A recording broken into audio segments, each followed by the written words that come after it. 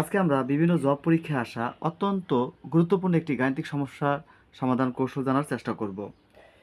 এই অঙ্কটিতে বলা হয়েছে যে রাশেদের চেয়ে জেরিনের 40% বই বেশি আছে। একটা শর্ত দেওয়া হয়েছে যে রাশেদের চেয়ে জেরিনের 40% বই বেশি দেওয়া আছে। এরপর বলা হয়েছে মাঝামাঝি একটা শর্ত হচ্ছে কি, যদি জেরিন রাশেদকে 45টি বই দিয়ে দেয় তাহলে রাশেদের বই জেনের চেয়ে 10% বেশি হয়। এটা দ্বিতীয় একটা শর্ত বলছে। শুরুতে জেনের কাছে কতটি বই ছিল।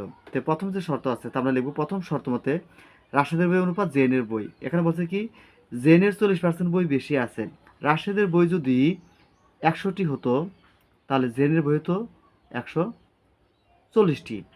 তো এই যে প্রথম যে সংখ্যা আছে 100 আর 140, এই যে পার্সেন্ট যে সংখ্যা দেওয়া আছে সেই সংখ্যাতে আমরা দুইটা সংখ্যা বের করলাম। তো এই দুইটা সংখ্যাকে আমরা এমন একটা ছোট ইউনিট পর্যায়ে নিয়ে আসবো যাতে ওই সংখ্যার চেয়ে আর ছোটো সংখ্যাতে ভাঙার জন্য না যায়।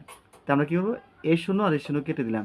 এখন থাকে কত, 10 আর 14। 10 এবং 14কে যদি আমরা 2 দিয়ে ভাগ করি, 5 দুগুণে 10, 7 দুগুণে 14।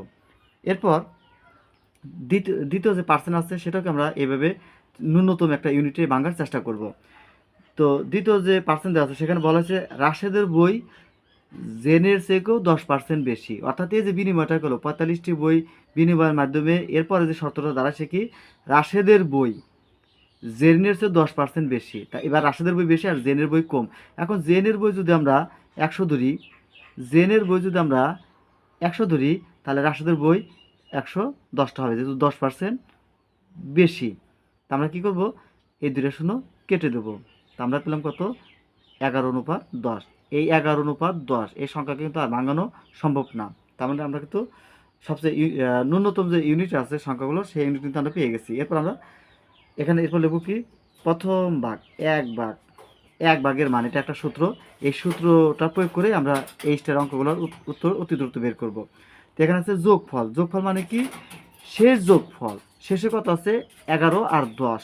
এই দুইটা সংখ্যা যদি আমরা যোগ করি তাহলে আমাদের দাঁড়াবে কত, 11 আর 10 যোগ করলে আসবে 21। আমরা শেষে যে অনুপাত থাকবো সেই দুটো আমরা যোগ করব। তারপরে হচ্ছে গুণ এন। এখানে এনের মান বলতে যতগুলো লেনদেন হয়, বিনিময় হয় আর কি। এখানে 45টি আর কি, একজন দেয় আর একজন পায়, এই 45টি এখানে বসাবো 45।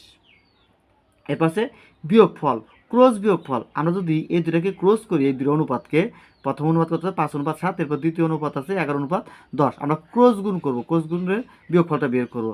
যদি আমরা এই 5-এর সাথে যদি 10কে গুণ করি, 5 10-এ 50, 7 11 77, 7 11 77 মাইনাস 5 10-এ 77 মাইনাস 5 10-এ 50। সর্বশেষ যদি আমরা 21 আর এভাবে রাখি, 21 গুণ কত, 45, আর 77 থেকে 50 যদি আমরা বিয়োগ করি তাহলে আমরা পেয়ে যাবো কত, 27। এখন 21 গুণ 45 আর 27 যদি আমরা একটু কাটাকুটি করি তাহলে আমরা পেয়ে যাব 35।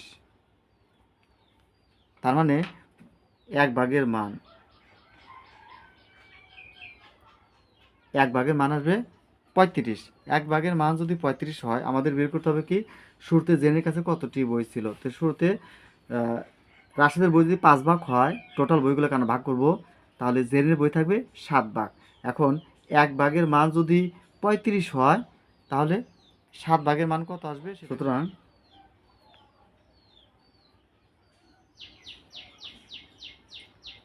7 ভাগ।